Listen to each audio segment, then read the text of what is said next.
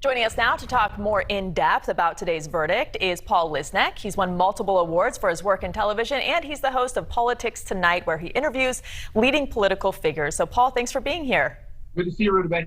All right, so it was never likely, of course, that 17 Republicans would flip. But what about the strength of the article itself and the element of intent? Do you think the impeachment managers proved intent? Well, look, I think the impeachment managers did do a strong job. There were elements they had to walk through, and I think where they did a strong job was really in showing what the president was doing and not doing during the time of the insurrection. You know, it's really tough to sort of show what was in his mind, right, at any one time without hearing from him, and he refused to testify.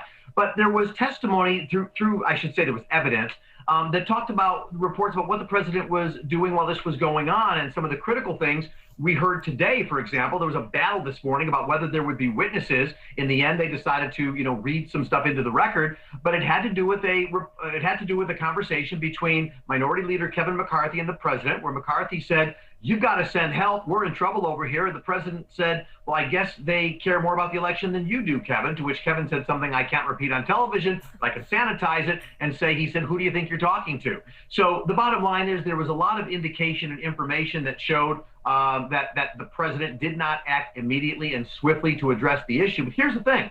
Folks like Mitch McConnell, who voted to acquit, McConnell made it very clear afterwards. In fact, if some would say, which side is he on? Because he talked about the criminal process being able to step in. He said the president has not gotten away with anything yet.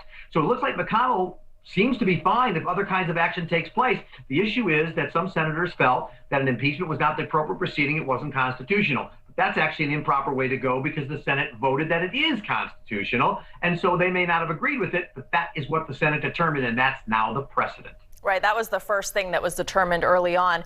There was also an about face today regarding witnesses. There was a brief moment today where we thought witnesses might be called, and then there was a deal, and they decided not to have witnesses. Talk about all of that, how it unfolded, and why it resulted the way it did. Well, first of all, it was a real surprise this morning when there was, the thought was they're going to come in and they're going to waive witnesses, and now we go to the closing argument. And you had impeachment manager Chair Raskin get up and say, "No, we want to talk to this congresswoman who said she had a conversation and she's got notes with McCarthy. That's the conversation I've already related to you. We need to hear from her." And of course, the defense got up and said, "Then we're going to call 100 witnesses." And that's where you thought everything was going to blow up. But they took an hour break. They talked it through and struck a deal to simply read that information into the record. Would there have been other witnesses? Listen, I can give you a list of people, Vice President Pence, and there's so many people one could begin to call to say, "I'd like to hear what they have to say." But I think on some level, the Democrats understood they weren't going to get the 17 votes. So at some point, make your best case. Raskin is right. This was the most bipartisan impeachment or conviction level ever received. 7 Republicans saying yes to convict. We've never seen that before. So, that's not enough. They needed 17, and that's the result. But, the Democrats and the Trump team both seem to have something to feel okay about tonight. Well, yeah, does this help or hurt the Democrats? That's kind of a question now. This is the second failed impeachment of Donald Trump. Would it have been wiser for them not to spend the time and energy on it and to now come away with a second failed impeachment? Well, the thing is, when the impeachment happened in the House, the Senate had no choice but to try it. That's required by law. So there were all these requests to say, maybe that, they should just back off. They really could not do that. But the question really is, what now? Should the House and Senate have both gone for a censure rather than impeachment? You only need a majority there. They would have gotten it. Nancy Pelosi was asked that today after the verdict. Her answer was really sort of interesting. Her answer was, censure is something you do when somebody loses stationery. That's a slap on the wrist. She's right about that.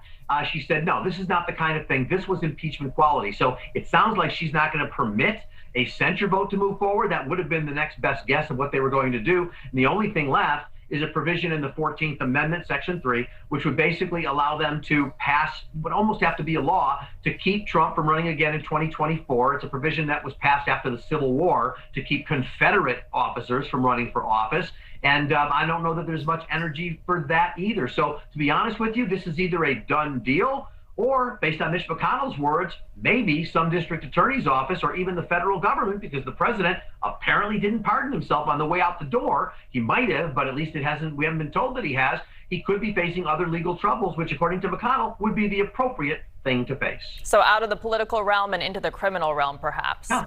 All right, Paul Lisnek. Yeah, it's possible. Thank you very much for joining us tonight. Thank you, Rebecca.